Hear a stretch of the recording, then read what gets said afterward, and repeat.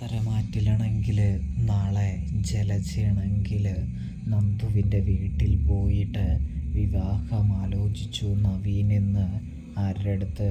നമ്മുടെ നവീൻ്റെ അമ്മയുടെ അടുത്ത് വിളിച്ച് പറയുന്നൊരു കാഴ്ച കാണാനായിട്ട് സാധിക്കും.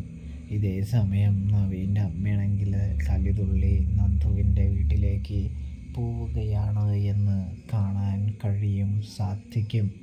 കൂടാതെ തന്നെയാണെങ്കിൽ നമ്മുടെ നവീനാണെങ്കിൽ നവ്യയെ കാത്തു നിൽക്കുകയാണ് എന്ന് കാണാൻ കഴിയുന്നുണ്ട്.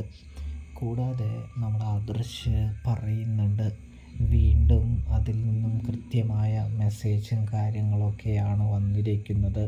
അതിൻ്റെ പിന്നിൽ നവ്യ തന്നെയാണ് എന്നാണ് തോന്നുന്നത്. എന്തായാലും അവരുടെ ഉദ്ദേശശുദ്ധിയെക്കുറിച്ച് നമുക്ക് ഒന്നുകൂടി ഉറപ്പ് വരുത്തേണ്ടതുണ്ട് എന്ന് പറയുന്നത് കാണാൻ സാധിക്കും.